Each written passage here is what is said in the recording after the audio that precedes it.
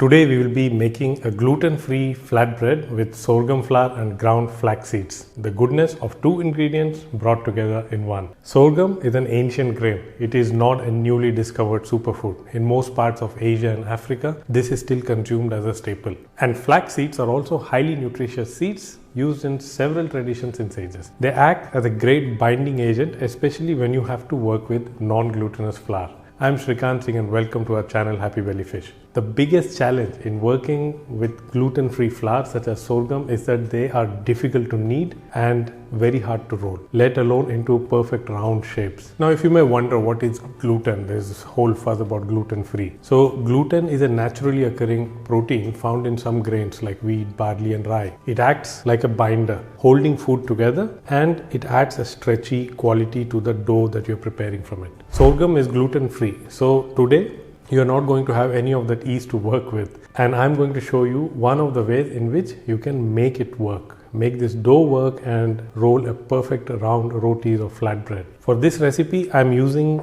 this 1 cup of sorghum flour, half a cup of flaxseed and 1 cup of water. When I say cup, it can be anything that measures its volume. The ratio is what is important here. When you measure by volume, the amount of water is something you will not go wrong with. So this is the cup that I'm using to measure with. You can use anything, a mug, a cup. The first thing we will do is we will grind the flax seeds into a fine powder with the help of a blender. The finer, the better. There is no need to roast the flax seeds here. And here you can see I have this nicely ground flax seeds. Whenever you will work with non-glutinous flour like sorghum flour or rice flour or maize flour, then you need to use warm water or hot water. So I'm going to boil 1 cup of water, the same cup with which I had measured the sorghum flour, and bring it to a boil. I'm going to cover the pot with a lid so that a lot of water is not lost in vapors. When the water has just reached the boiling point, add the flour to it. Now if you boil the water too much, when you see the bubbles starting to burst, the flour that you will add will start to form bigger lumps. In some recipes, salt is added to the water, but this is optional and you can add it if you like salt in your bread. Now take a spatula and mix it nicely. You can turn off the flame now, but one thing I would suggest is that use a wooden spatula. This way you will not damage the surface of the pot. Mix everything nicely and then cover the pot with a lid and leave it alone for about 10 minutes. After about 10 minutes, uncover the lid and allow this mix to cool down. Place the dough in a mixing bowl, take about a teaspoon of oil in your hand and start to knead the dough. And if you feel that the dough is still too warm and it burns your hands when you touch it, then allow it to cool for some more time. Leave it uncovered. If you're doing this in a KitchenAid or a dough maker, then add a teaspoon of oil to the dough during the kneading process. This will make the dough and keep the dough softer. Now during the kneading, two things can happen. You might find that the dough is too dry and there may be some larger lumps. So in this case, keep some warm water handy and put very little amounts of it and continue to knead. Or the other thing that might happen is the dough is too sticky and wet. So in this case, have some flour that is available with you and you can add that and continue to knead. These small deviations may happen because the texture and the age of the flour may be different. When the dough is ready, cover it with a lid and allow it to settle for about 20 minutes. The dough will be ready and cool to work with in about 20 minutes. So take a chunk of it and roll it into a cylinder shape. Cut equal parts of it, which will roughly be the size of a peach. Now take this dough ball, pat in some dry flour and gently roll it between your palms like this. Now flatten it into a circle and place it on a flat surface. In the meantime, heat a pan on a medium heat. If you are using a thick bottom cast iron pan like me, then heat it to maximum and then lower the heat to medium. Non-stick pans will heat very fast. So in this case, you might just leave it on medium heat all along. Now comes the fun part. Take the rolling pin and add some dry flour. Sprinkle it on the dough that you have laid it on the surface and start to roll it gently. Do not apply too much pressure. Just do it very gently and softly. And try your best to roll it evenly to about 1 millimeter thickness.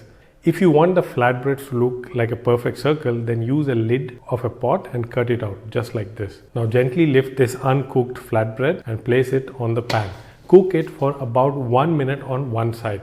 And when you see the small bubbles appear on the surface, then just flip it over. The other way is to lift it on the side slightly and check if it is still raw and looks moist. Flip the roti and cook it for 1 more minute. At the end, smear some ghee or coconut oil on each side and cook for a few seconds. ghee or coconut oil will help in digestion and will keep the flatbread fresh and soft for a longer time. And if you're not the ghee and coconut type of person, then you can always use olive oil. Making roti is where you multitask. So while one is cooking, you start rolling the other one. Or you do it as a family. One rolls and the other one cooks. That's how I learned to cook besides my mother. If you think this video has brought some value and new ideas to you, then please give us a like and subscribe to our channel. Look, if this is the first time, then you will not get most of the things right. The flatbread might feel a bit undercooked or overcooked. It might be too thick.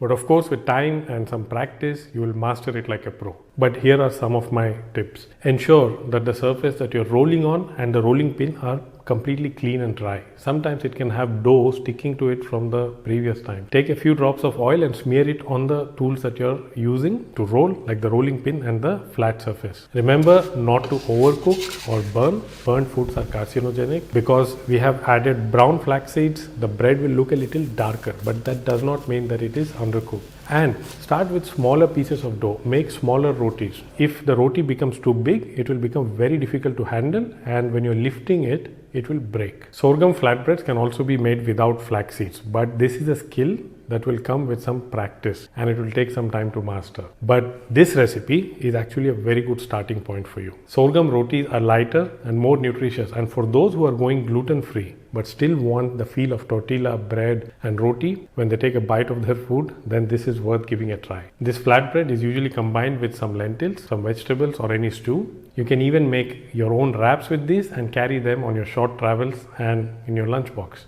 I personally feel that sorghum rotis cause less bloating and indigestion and has helped me in my weight loss journey. Let me know in the comments what other recipe would you like me to make for you, and if you are going to give this sorghum recipe a try. Thank you for watching, and I shall see you soon in the next video.